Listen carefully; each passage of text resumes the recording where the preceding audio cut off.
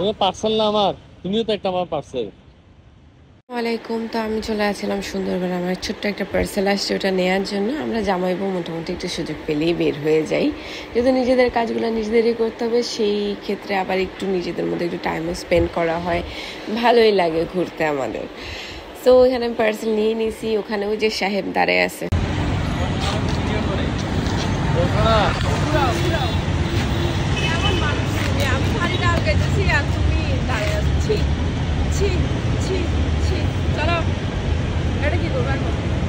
তোমার হাতে রাখবা, তোমার পার্সেল না আমার, তুমিও তো একটা আমার পার্সেল। এখানে ডায়লগ টায়লগ মেরে আমরা চলে আসলাম ফিল্ডেতে। সুবল বলতেছে সে আমাকে টুকটাক নাস্তা করাবে, সেখানে আমি এক পায়ে রাজি। তারপরে আমাকে একটু ভিডিও করে দিলে, তারপরে বলতেছে আমাকে একটু নাও ভিডিওতে, তো আমি নিলাম তাকে একটু ভিডিওতে। আমাকে একটু করো, আমি একটা হ্যান্ডসাম ভাবে আসছি, অল টাইম তো হ্যান্ডসাম, অলওয়েজ হিরো। আমি বোঝা না, তোমাকে বুঝতে হবে। অলওয়েজ হিরো, সোনিয়ার জামাই, শ্বশুর বলের অনার। ওনারের জামাই, হ্যাঁ, ওনারের জামাই, অনারের জামাই। আমরা চলে গেলাম নাচোস খেতে। এই শপের নাচোসটা দেখেন কি পরিমাণে, মানে টপিংস এতগুলা দেয়। এখানে চিকেন আছে, বিটরুট আছে, শসা আছে, গাজর আছে, আরও কি কি জানি আছে, সাথে অনেকগুলো সস। আমার কাছে এটা এত ইয়াম লাগে বলার বাইরে। আমি আমি অনেক জায়গায় নাচোস খেয়েছি, বাট আমার এটা অনেক ভালো লাগে, এটা একটু স্পাইসিও হয়।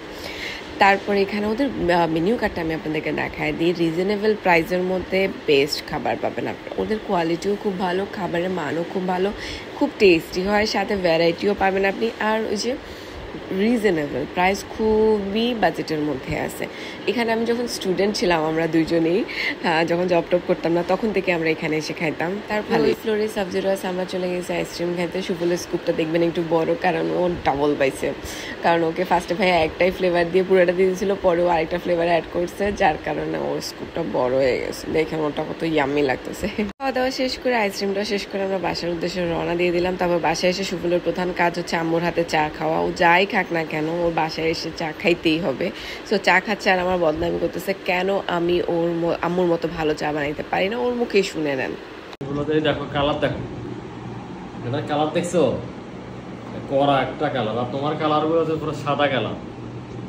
কালার দেখলে আমার কেন বলতো আমার চা সুনাম করো, ওইটাই তো বলতেছি তোমাকে। ঠিক আছে, এটা সম্বন্ধে কিছু বলো। তুমি তো বললা তোমার চা খাইলে আমার ভালো লাগে, এই জন্য আমি তো বলি নাই তোমার ভালো লাগে। এই জন্য আম্মু চায়ের কালার দেখে, এই চা যে খাবে সে বুঝতে পারবে। এই জন্য যারা চা খেতে চাও আমার বাসায় চলে আসবে, আমার শাশুড়ি মা চা খাবার জন্য। এই দেখো চার কালার, দেখো খাও এখন। অসাধারণ অসাধারণ। এটাও যদি বাজারে মনে করো কেউ, বাজারে তো এখন চার দাম জানো 15 টাকা করে, এটা যদি মগের দাম যদি সেল করা হয় মিনিমাম 25 থেকে 30 টাকা সেল করা হবে। এখানে দুধও